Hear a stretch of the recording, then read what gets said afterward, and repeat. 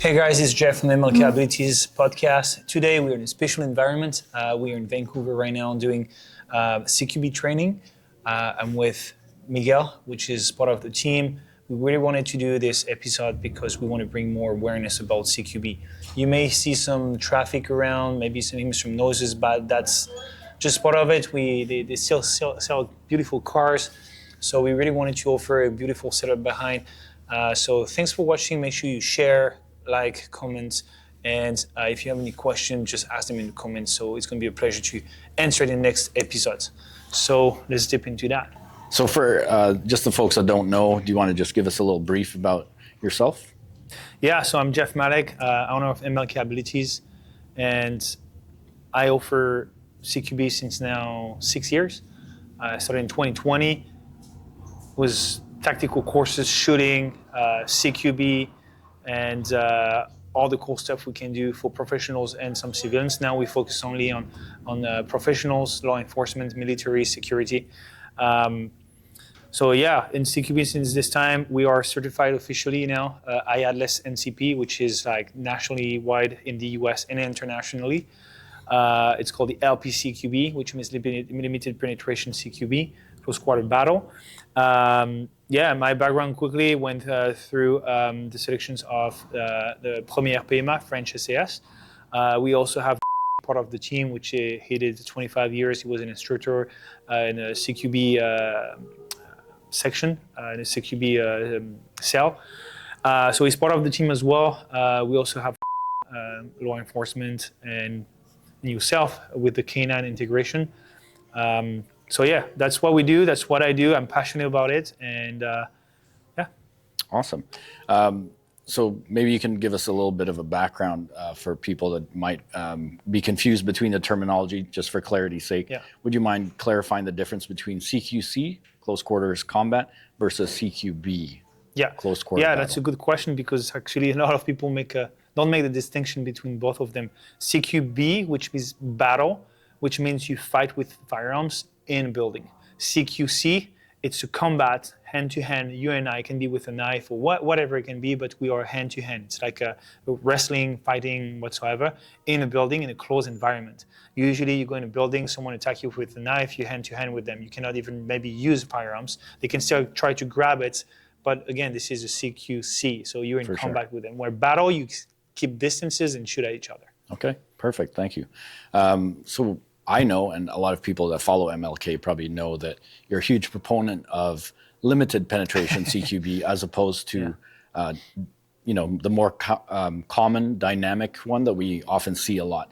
So I guess I'd have to ask you, I'm curious why it seems like a lot of the Instagram operators, even some well-known instructors out there, still seem to be pushing dynamic. You know, it looks cool on Instagram, but are they actually teaching that in real world? Is that actually what they're doing, or is it just for Instagram likes? Maybe you can give us your take on that. Yeah, I think you actually brought the answer into it. I'm not an advocate of people saying it's one solution only and not the other. I think there is a solution for both of them, which is a method or a concept. Limited penetration, also known deliberate, and the other one is dynamic. Where deliberate, you take your time. It's a deliberate movement to clear a room from the outside. And there is dynamic, that is, you have to rush in the room. And then you have the semi-dynamic, which is a mix of both. You can clear from the outside, partially or totally, and then you have to rush into it.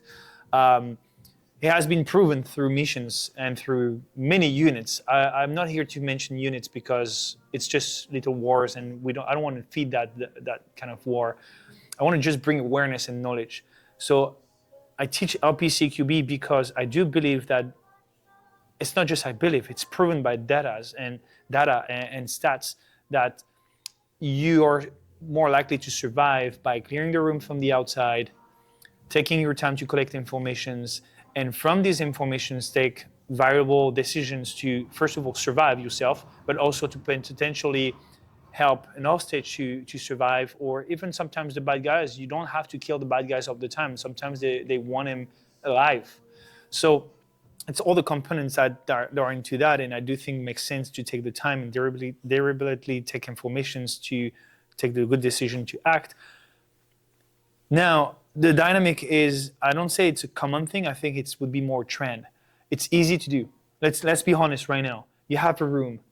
I give you a firearm, clear the room, run inside and try to clear the room by running it. Everybody can run in a room with a firearm.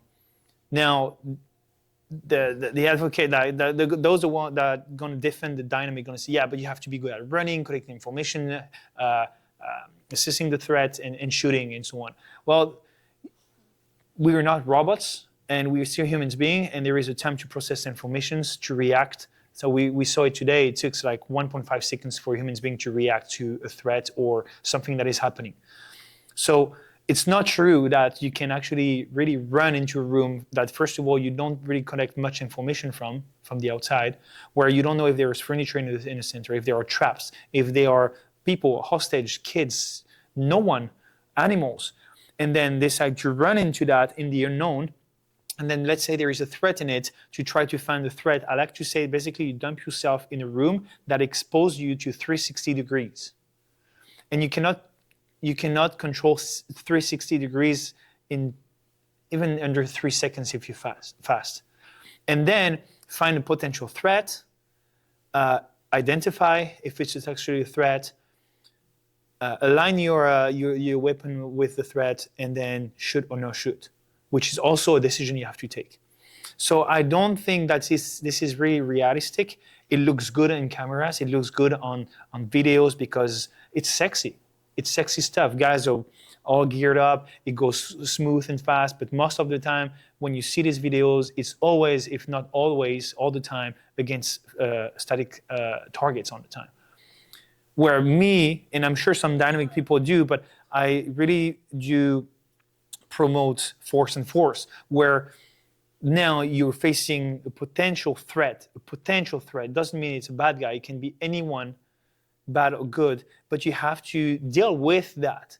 You cannot surprise, be violent all the time, have speed. And the one that say that, oh, but hostage rescue, the method to counter, like to save people in hostage rescue, is the dynamic because you want to surprise the threat and so on.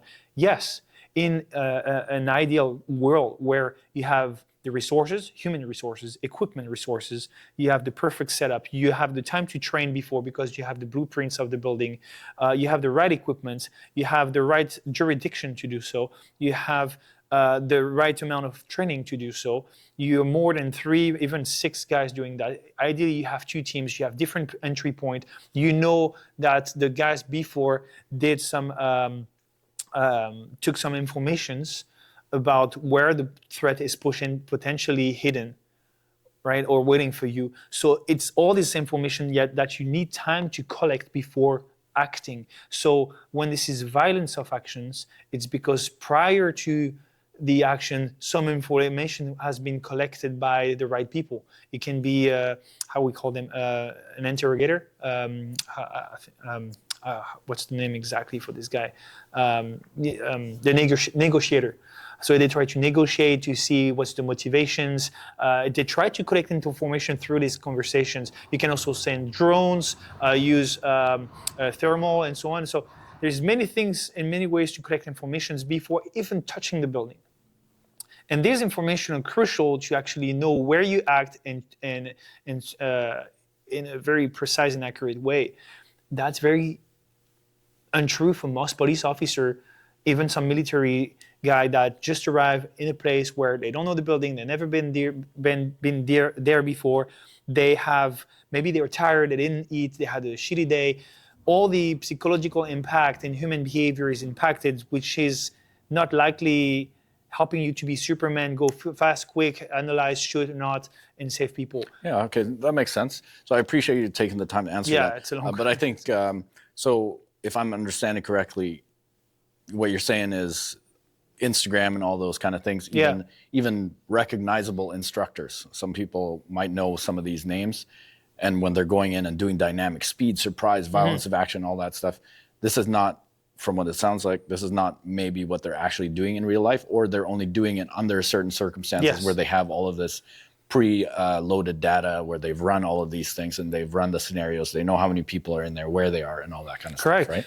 And Again, I don't say they're bad people whatsoever. It's not about the people. It's about the method and the why they try to sell that behind. It's like it's not really realistic. Just by the thing I just said, the argument I just brought, it doesn't make sense. Especially where most people do one man, maybe two man CQB, with no shield most of the time, just a pistol. Where especially as a police officer, the jurisdiction is not allowing you to just shoot at everything you see.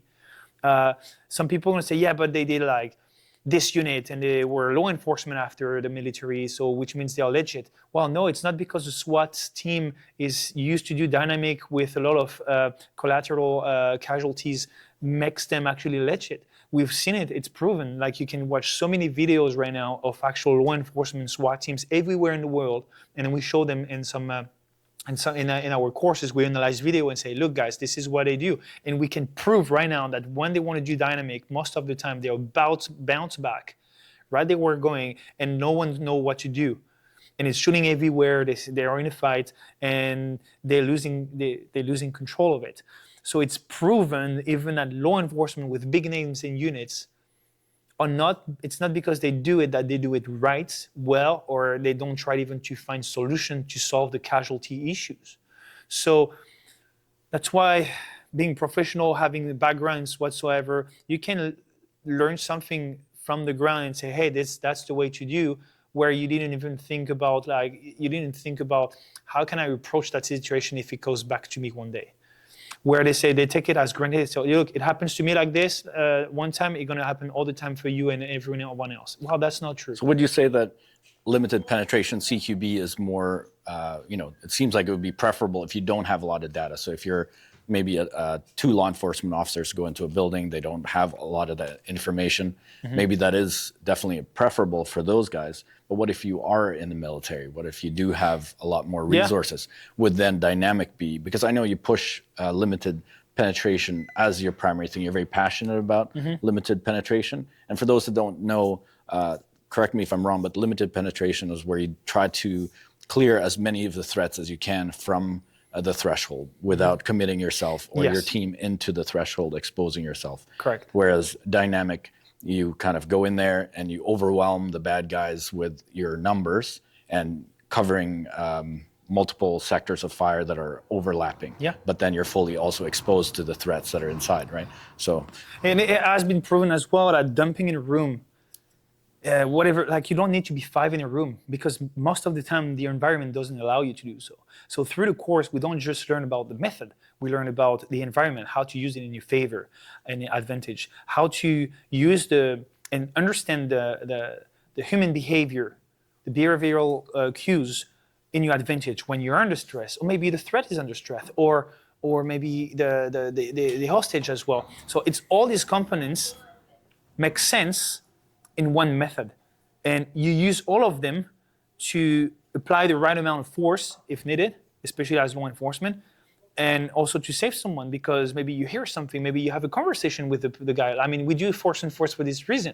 We're not here just to shoot through doors or threshold. We take time to have a conversation to understand what's going on, and then from that, we also make mistakes. And again, I don't say that dynamic is not a thing. It is a thing, but I would say if you want a percentage, 90% of the time it's deliberate, and 10% it's dynamic, because the 10% has to be prepared.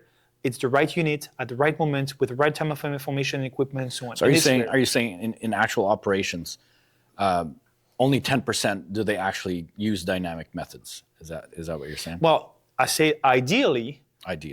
That is how it goes, because a lot of time, and it's proven again, a lot of people that use dynamic thinking it's the way to go, and I think it's overused. That's what I mean. It's overused in not appropriate situations. We have data and proof that there is too many people that die through it or have casualties, which should have been avoided if we thought about another way to go in the building, to assess the information, and to interact with the threat. So I'm coming at this from an uneducated standpoint. I was in the Army Reserves. We did some CQB there. Again, it was very much dynamic. Throw a flashbang, overwhelm the enemies, throw yourself in the room. Was it tough? It was tough, very tough. It's tough because it's stressful. Almost always someone got shot, for sure.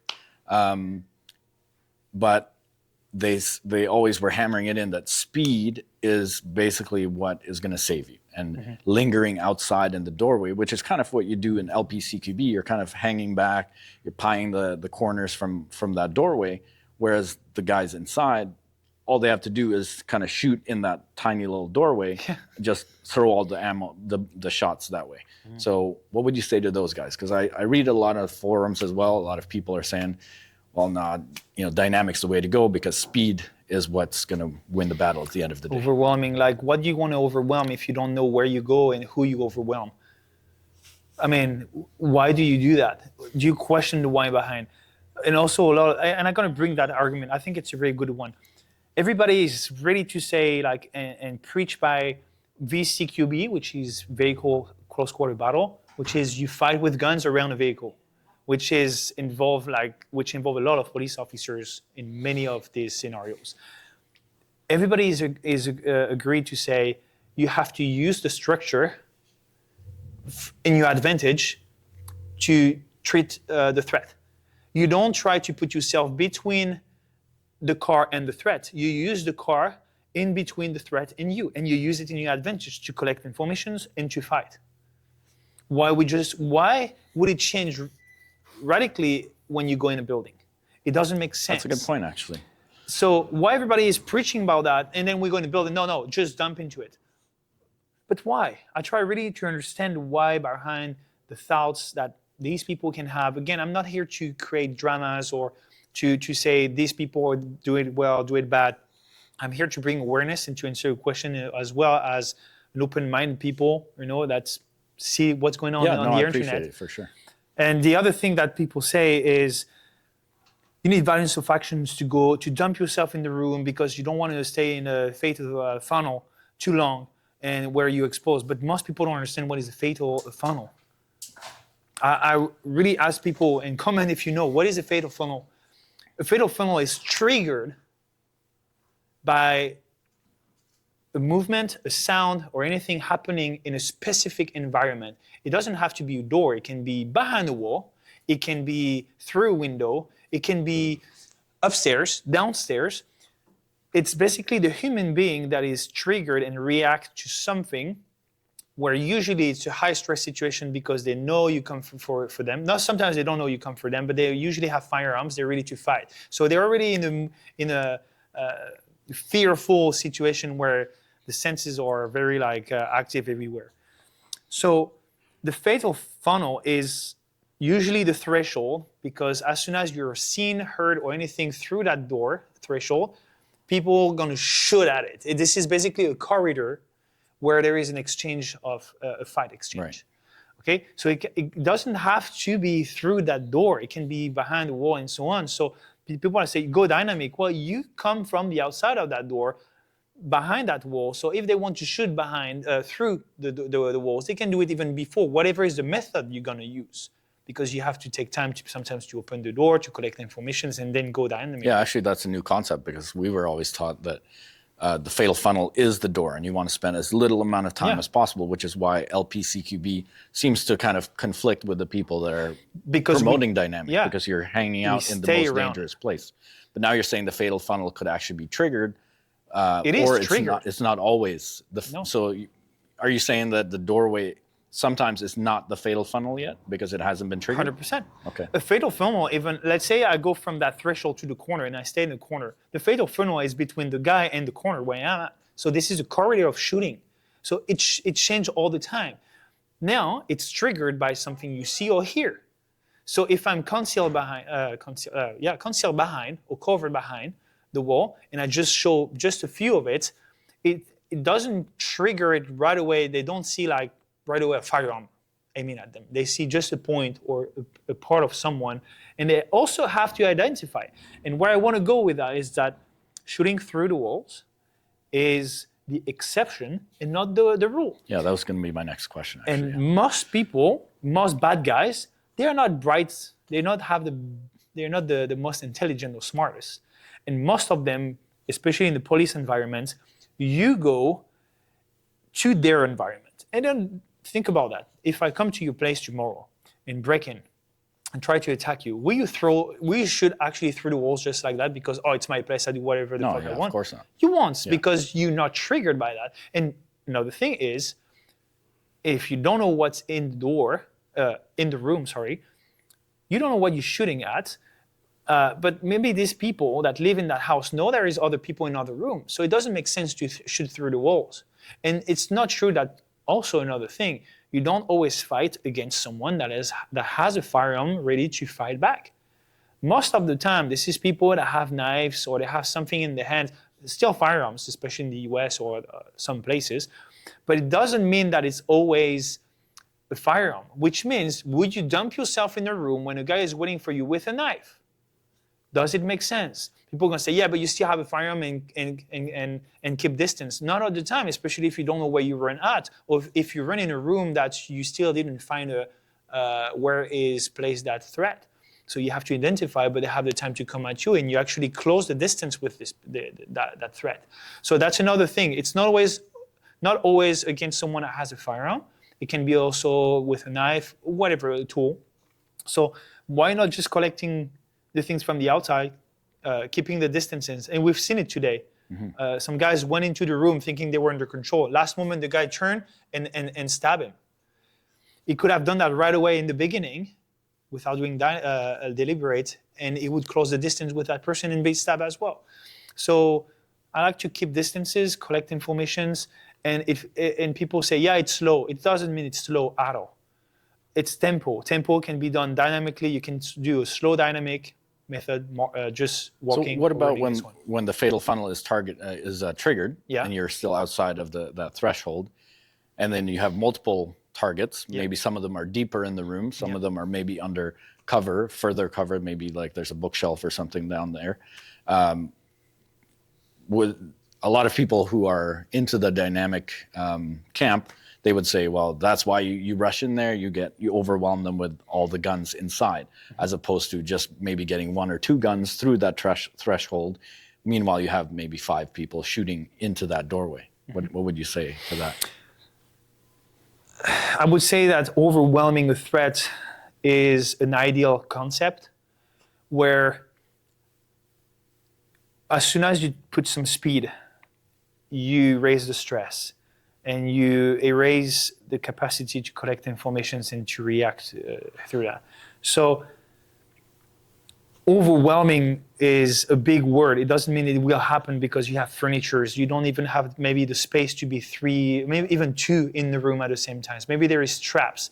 So maybe you don't even try to overwhelm anyone. You overwhelm yourself with too much information to calculate and take in consideration, and then react to from that. So I don't know if I answered the question, but basically dumping yourself in the room is overwhelming yourself as well with the collection of. They say this is the Hick law. The Hick law says too many stimulus gives you too many choices to react to it. So the less stimulus, in a short period of time, let's say I attack you right now, and then you have too many choices to fight back, you're going to take too much time to find a way to fight back. And then acting. If I give you just one way to fight back, you straightforward, point A to point B. I use that to defend myself. So you're not overwhelmed. So where you go deliberately, you have the time to collect informations, but you have the time to process them and use them or not in your advantage without being overwhelmed by the informations, which means you can still overwhelm someone if you use a good strategy or tactic in that room. Last time what I did, I used my environment to overwhelm the person. So I shot in the gun. So the person is distracted by the gun. They are kind of overwhelmed, too many stimulus, and then I can go inside and treat the threat. So I overwhelm the threat in a way from the outside. It's not common as they like to see it on social media, but it's actually way more realistic, and I have my chances to survive are way higher because I'm still proactive and I make them react to me. I can tell you're very passionate about LP CQB. how did this come about? Have you always been a huge proponent of LP CQB? Always limited? Yes. Well, yes and no. Again, I'm not here to say. I'm still saying that 10% of the time it's very rare. We should do dynamic in very specific conditions. Most of the time, it's not true, because let's say I tell you there is someone in that room, and do you really want to dump yourself in that room? You don't feel like you want to. Your humans' behavior and aspect going to take over the actual situation. So when was the time that kind of sealed the deal for you, where it was like, yes, Yeah. this is why I need to share this knowledge, why I need to save more lives. If I can teach this to more law enforcement, to get the word out there, it's going to save lives. When did that kind of dawn on to you that this is, you know? And you do well to redirect me all the time. I can be very passionate and go everywhere. Where it come from is when I was in the regiment in Bayonne in French SAS. Through my training, I had two great instructors. I would say mentors at some point, because at this level of training, this is, you respect them a lot. And two of these men were actually trainees from Dominic, so that the world is very small. And I won't mention their name for their safety, but they were. Why I had to interact with these people is because during my training through the selections, they were in the instruction staff, so they were our instructors, and they were in a process because they had PTSD. They were in a CTLO, counterterrorism and hostage liberation, so CQB right in it, right? And they did a mission in Africa. I won't mention the place and so on. It was a hotel. That's all I want to say. I think most people know what you're talking about. The Delta forces operated over there, the French, the Red as well, the GIGN, the local forces as well. It was a huge mission, and French SAS had to intervene. And I've watched the videos, the GoPro. They had the GoPros. I've seen how it's going.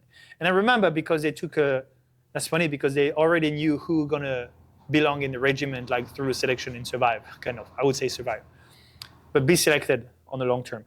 And they took that group and they put us in that classroom and say, guys, remember why you're here, and we're going to show you why you're here, and you have to do things right.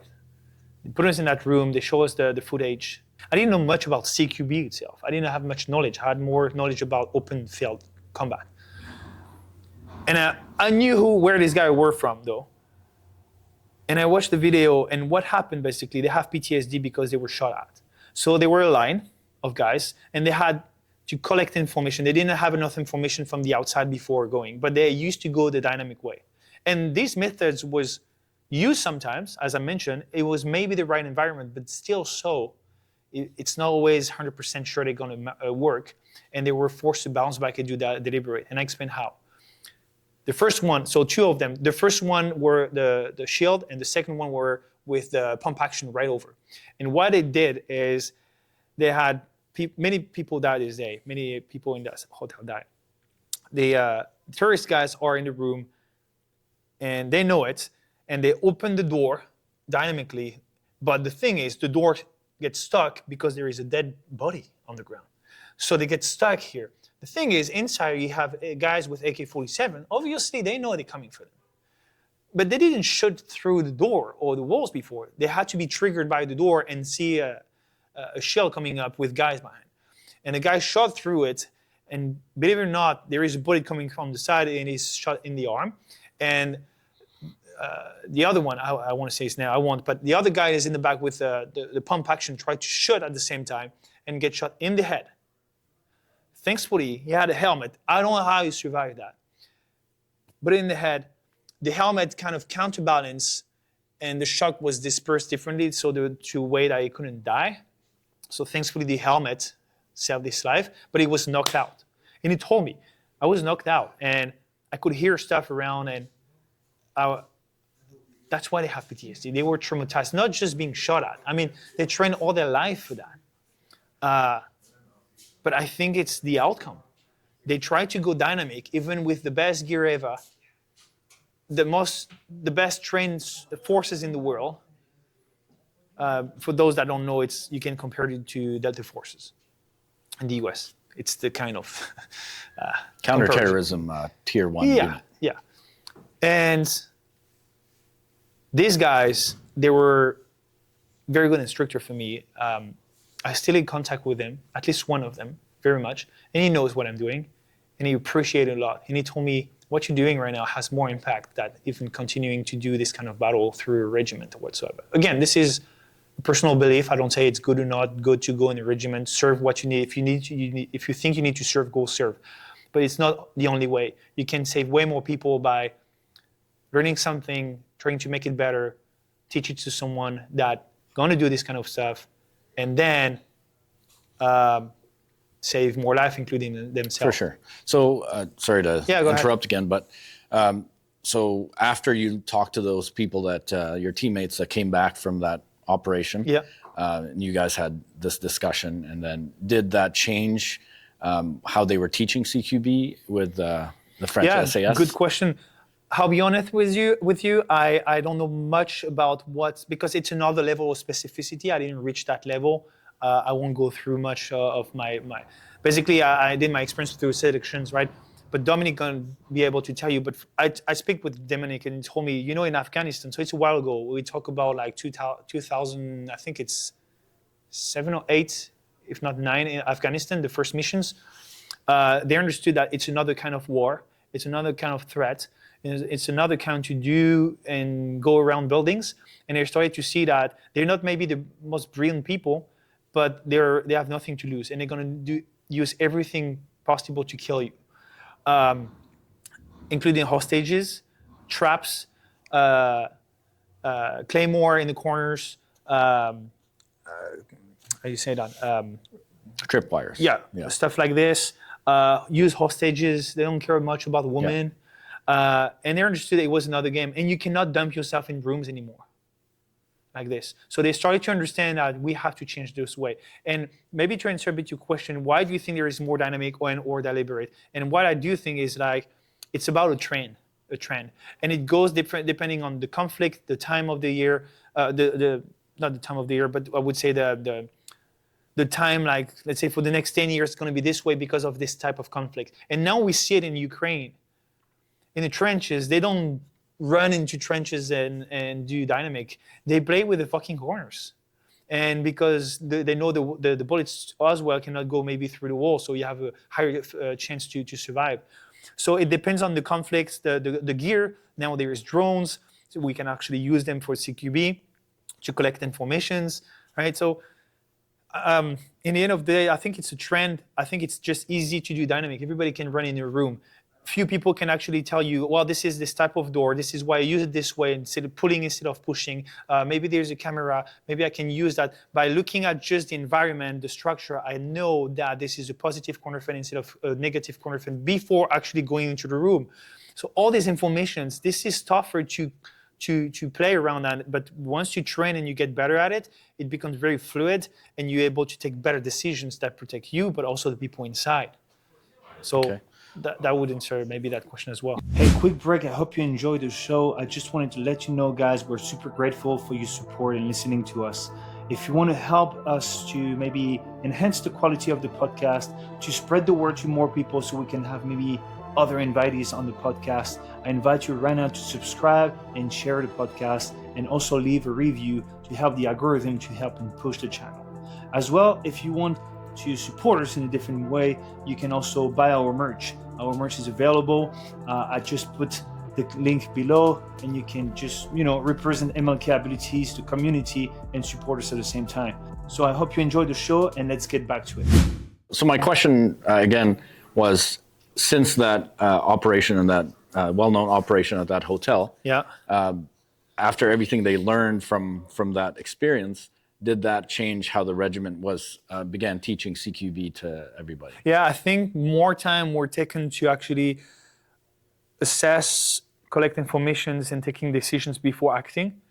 I think we understand that now you cannot overwhelm yourself. There is too much casualties and chances to die, like I would say, in the dumb matter. So I think we use our gear and equipment differently, in a better manner. We think more before acting. So saying like, it's violence of action and so on, yes, but at what point? Till when it serves you actually for real. So all this stuff, matter, and I think it's more considered by the teams, and we take more time before acting. And even big forces like higher trained forces take more time. And Delta forces, DevGRU, Green Beret, Navy SEALs, LAPD, SWAT. There is a lot of units, the GROM as well, which well known, the French SAS, the English, British SAS, the Germans, Australian as well. Australian are very, very far away into tactics and so on. So there is a lot of units using it. And even Delta forces, when a lot of people say Delta forces are gods of CQB, well, I question it. I don't want to make a war here. I don't say that all of the Delta forces are bad or good. I think it's a mindset. It's about a unit mindset and many things like this. But I just want to say that it's more common than they think.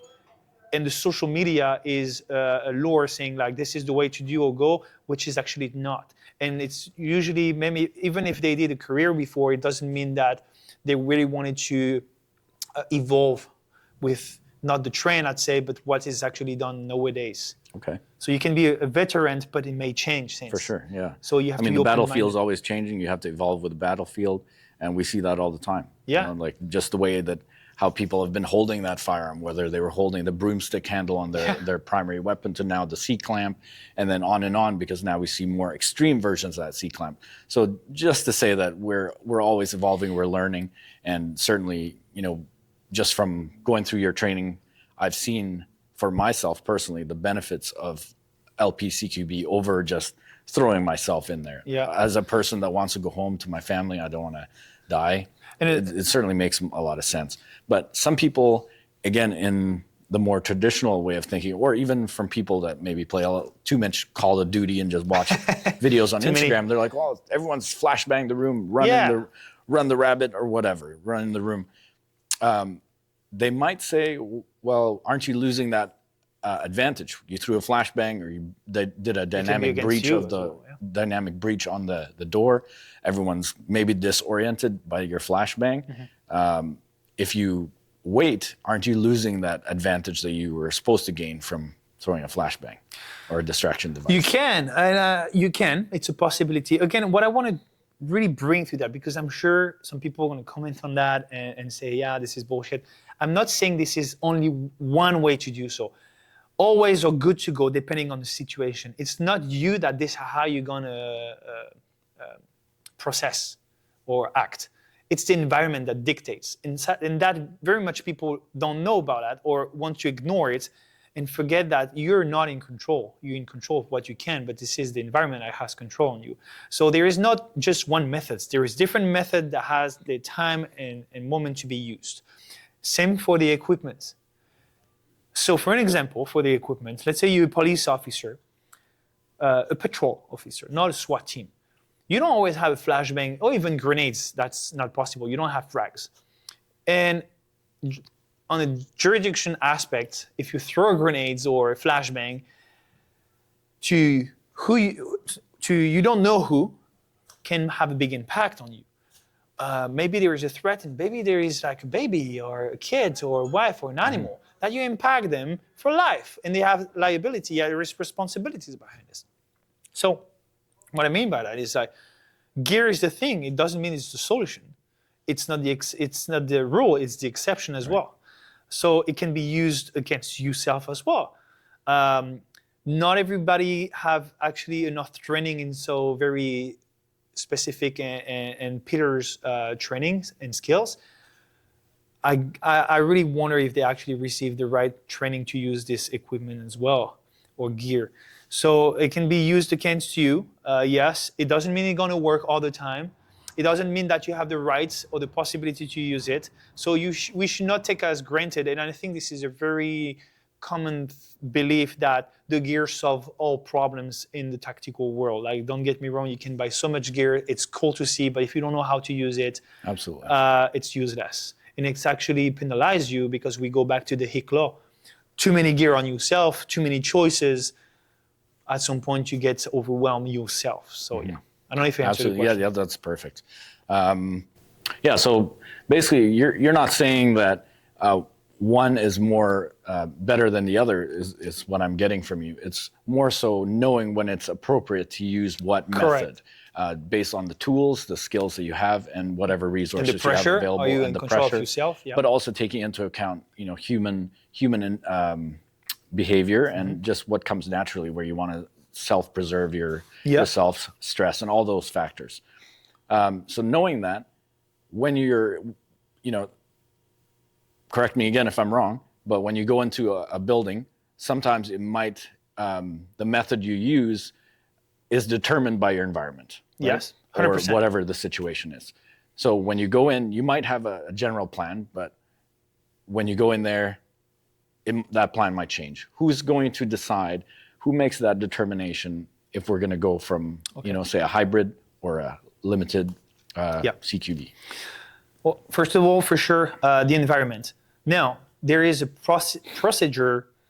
I won't go through all of it, but in the end, what you asked me, how do you apply it as a team of 2, 3, or 4? Because by yourself, you're the only one that decide for yourself. That's it. Now, if you are together, we have to arrive, assess information. Let's say we're on a call. We know approximately what's happening. Okay, I'm the point man, you the wingman. Okay, we start this way. As soon as if we are receive the same training, we don't have to have the chemistry or train together, but if we have the same method, that's why we standardize it through the certification to standardize it. So let's say you're from a department, I'm from another one. Oh, we have to do inter-agency work. Well, we have the same framework. So we know that how to move and so on, and then you take over as a point man and a wingman. So one thing is certain in CQB, I mention it all the time, point man is always right. Even if he's wrong, he's right. Now, let's say there is another officer that comes and sticks to us. He has to take information on what's going on and who is doing what at what moment. And it's important it's like everything. It's basically, I like to compare CQB as dancing. You have to learn some footwork, you have to learn some techniques, you need some skills, you need to be fit, you need to be able to use some gear or to fit with the tempo. So the music in dancing is the tempo. In CQB, this is what you hear, this is what you collect, this is what you know or not know. And that dictates the tempo of maybe we should just go quickly. For an example, there is 3 rooms here. We start to clean them. Another guy come over and say, okay, stick to us. I'm point man, wingman. We're going to clear this. Cool. And then we hear someone yelling over there.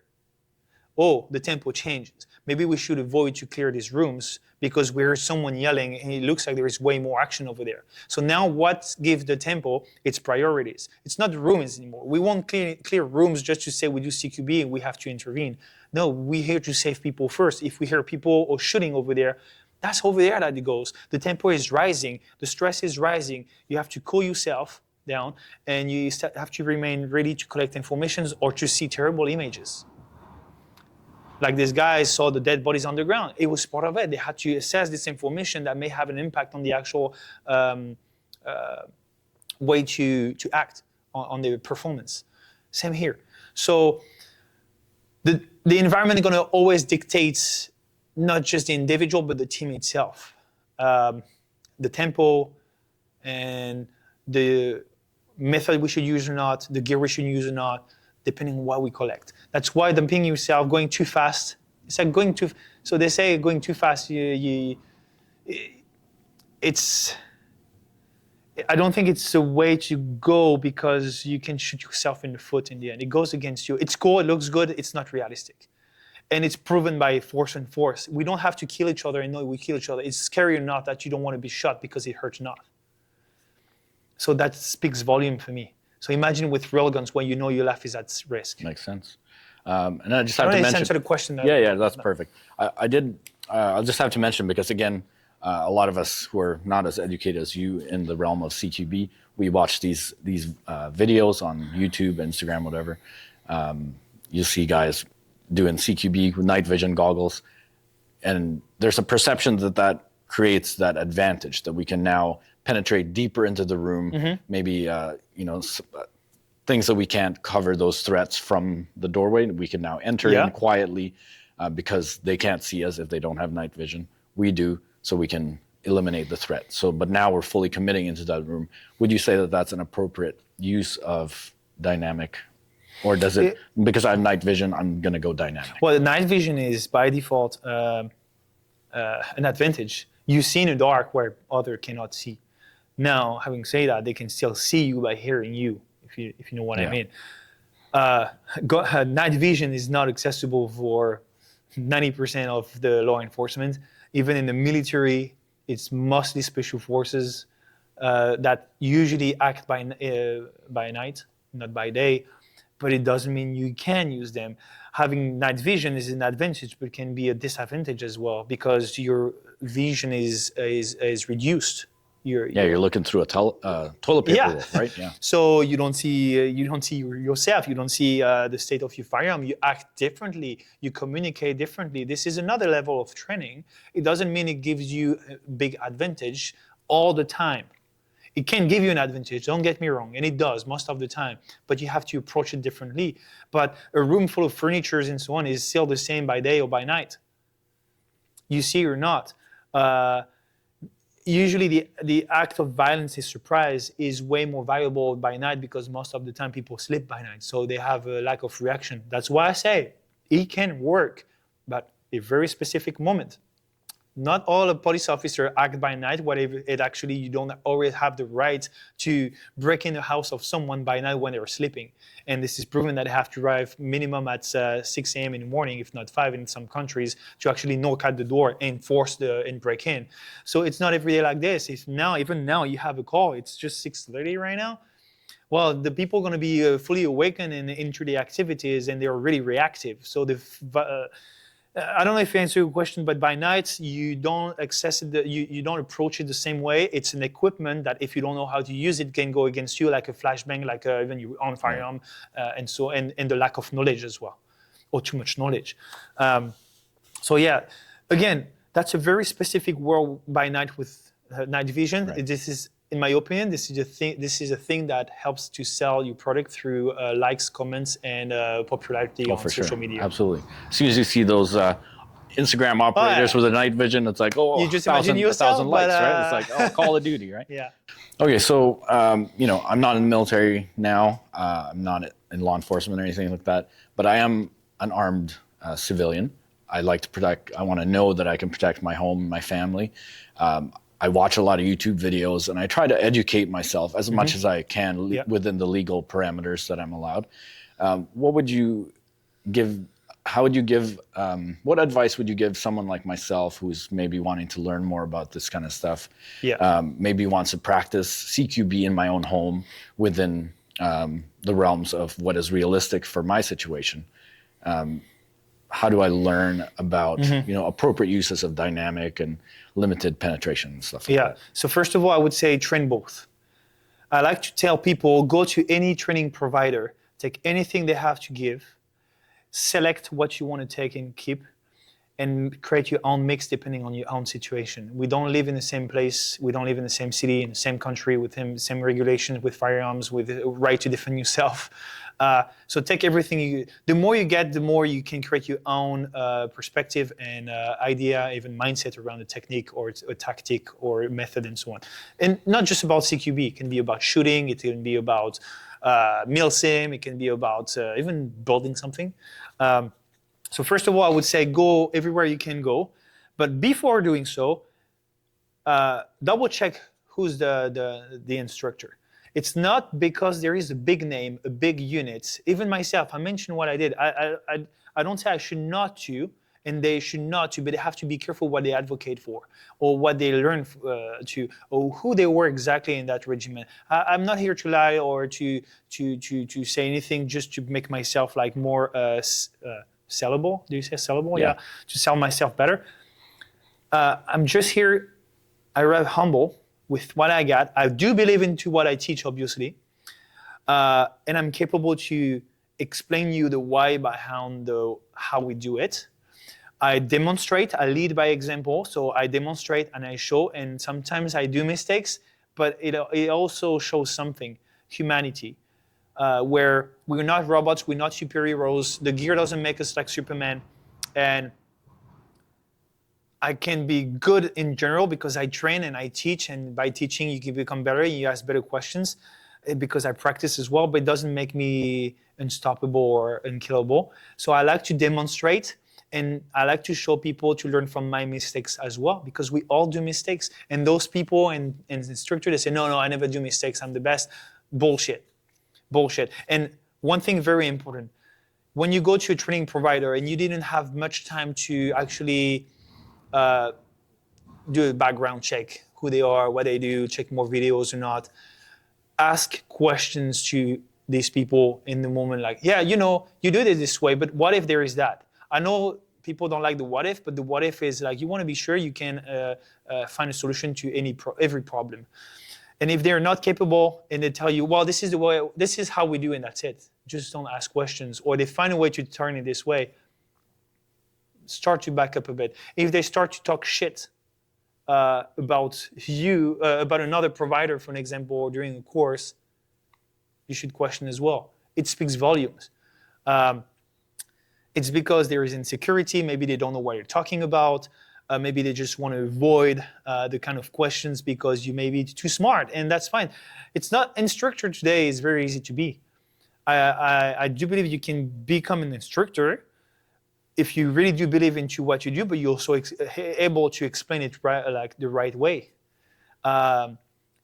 So I like to be, I would say, I like to be challenged by the clients by very tough questions or environments. So it's tough because you cannot answer all the environments, obviously, but I like to answer questions and tell me, what if we do this and that? Well, this is what I would use or do.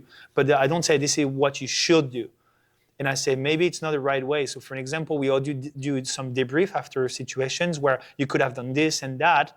So you learn by training, and debriefing in CQB is the most important. Like the action is 5%, the rest of it is the most important, debriefing. And this is how you become better, because you start to ask questions that came to you by actually experiencing it or seeing someone experiencing that is an instructor or a student. So again, humility is very important as well. If they start to preach that you need, it doesn't mean anything. You can be in the Delta Force and be a cook. Doesn't mean anything. You can play with the word as you want to. You can do like the craziest units, but you just were just driving cars. I don't say we don't need you. We need people to drive cars, to do mini maintenance and so on, to make a full system working. But it doesn't mean because you were in that regiment that you were legit. Even myself, I was in regiments. I don't pretend I did like 10 years. I did crazy missions. I was better than one unit or another. I don't do that. I remain humble. I'm always welcome to learn more. I'm always welcome to actually be trained by another provider to see what is made elsewhere, and maybe to review my recipe to offer something better to people. So that's how I see it, and that's how I see a good student. And a good instructor adapt to the student. It doesn't ask the students to adapt to himself, because we all different. We all have different backgrounds, way to do, methods to do, knowledge, experience, and the goal is to bring you some knowledge and techniques and tactics to your level. And that's why it's very open to anyone. I say it's open to basic patrol officer that has to deal with very different issues than a SWAT team. But in the end, the process is the same. And I do believe into that, because this is simple. You have more confidence, you have more understanding of and knowledge about human behavior, environments, weapon flow, and many things that is creating CQB. It's not just like walking with guns in the building. It's way more than that. For sure. Well, thank you so much for taking the time to answer all my questions. I know some of them are kind of basic, but as I'm kind of learning more, I have more questions. So I always appreciate you kind of taking the time to answer all that. I think that's very great advice. And for someone who wants to practice more CQB and things like that, I notice you guys use a lot of unit solutions products. Should I have it on the hat? Yeah. So that's... Yeah, so we use high quality gear. Recently, we switched from basic airsoft because we do force and force. We have to shoot at each other without real firearms. And it's safer than simunition. It has a very realistic feel. It's made by recoil, by a firearms manufacturer, and kind of is the new industry standard, would you say? And kind of almost more accessible than simunition, which is very expensive and sometimes not available to your average civilian. Right? So I would say it's a big investment that is long lasting. It's way better than airsoft. even though our stuff are pretty high level now. It's more sturdy. It's great for law enforcement. They also have the colors that is blue. That is a good thing for safety issues, especially into the department. Sometimes we work with, they can switch real firearms and this one. So we split these and make sure that this is separate. So way safer. The recoil, especially in the new Unit 9 is awesome. And what I've learned too is because when I first attended your course, I was like, well, isn't this pretty much the same as, some other replica training tools out there? But this one is actually meant to be used for training. So it is a training tool, not a toy. Yes. The magazines can be dropped over 100 times. Yeah, that was a big thing. You can abuse these things pretty hard, and they're reliable, right? Whereas other systems that I've used, maybe they go down, and then you spend the rest of your training day wasted trying to fix these things. So that is pretty great. And we also use now the new helmet from WARQ. Yep. WARQ. Awesome, like no fog, you can breathe through it, you protect it all around. They even have a neck thing, 360 vision range, so that's awesome. We use them. Unit solution, obviously, that you can actually put all your equipment from that firearm like you did it. You did a switch, everything fits. That's crazy. You can train like your real firearm. Exactly. With something and it's pretty accurate, especially for CQB. Outdoor, it has its limitation, obviously. For sure. So we use all this gear. We also use now a brand new target system. Why targets? You're going to tell me because, targets is part of the learning. You arrive with the theory, the practical, then you practice against targets, static targets. They don't know where we put them, and then we do force and force. If we jump from beginning to force and force, there is no point. It's like I tell you, you do a simulator with a car, and now you directly go on the highway with a car. No, maybe we're going to parking lot first. We're going to try and train. So we split that. So now we use it's called the CQB in the box, offered as well by Unit Solution as a package. I really advise you guys. Great investment with different colors for identification. You can shoot the number of shots and hits in the different part of the body. You can choose colors for identification like blue, red, green, and other colors. And you can shoot blank, so you don't use any ammunition. It's blank, just gas with blowback, so it's still realistic. And it just blew my mind because you can train indoor you don't have to pay for a range whatsoever to move with it. The platform are legal. It's not considered firearms. So it gives you a big range. It's not noisy, so you don't have to. You can train indoor at home. You don't draw attention if you are someone that want to prepare like silently. And it's just a game changer in at least in our trainings, I would say. But for every civilians, it allows to train in a bigger way. And there was also like for sure. Like if you're a civilian who owns a firearm, you want to train with it. You want to know how to protect your home and do CQB in your home environment, protect your wife, your family, or whatever. You could use these targets, set them up in your house. You don't need to worry about puncturing your drywall, damaging your stuff, cleaning after. Yeah, your wife's gonna kill you. So this is a very great solution, very safe, and I think it's great. Just to wrap it up, for people who want to know more about MLK abilities and learn more about LPCQB, I know you're very responsive on Instagram, which I really appreciate that. What's the best way for people to contact you? So the best way is social media through the website mlkabilities.com. You go in the active duty sections, you're going to find everything about shooting, tactics, and so on. We teach mostly law enforcement departments through the US, Canada, and the world. We may go back actually train the French SAS. We'll see. And just to update them, because I don't know if I mentioned it, but I learned a concept that I just rebuilt in a more adapted way for law enforcement and civilians. So I hope it answered the question. I should have talked about it before.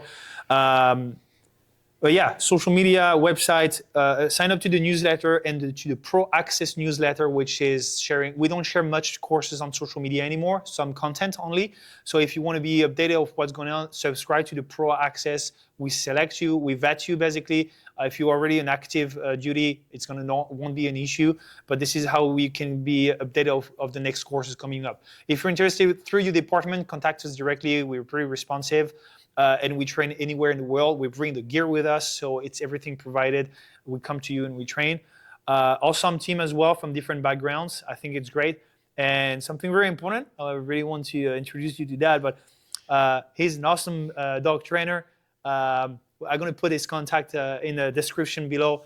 But we plan to do some canine integration, which I do think is important because dogs are an awesome and very valuable tool we should use more, especially for enforcement. So we are working on canine integration.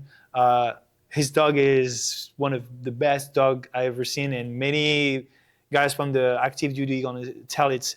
You went to SHOT Show, people were like open jaws, and so many things exciting to come over. So thanks to be part of the team as well. But thank you so much, Jeff. course, Appreciate it.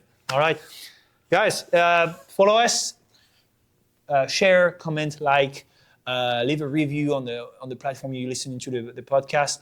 If you have any ideas, you want to hear more about CQB or about tactics, please let us know in the comments. Simply contact us. It's going to be a pleasure to help you to understand more all these topics. We're passionate, obviously, and give us a follow, give him a follow, and hope to see you in our training. Till next time, take care, become the best version of yourself, and stay safe. Bye-bye. He was in a courtyard training, and I could tell right away that it was offensive martial art. And how I could tell is everything that he was doing was precise, like neck snap, coming in, and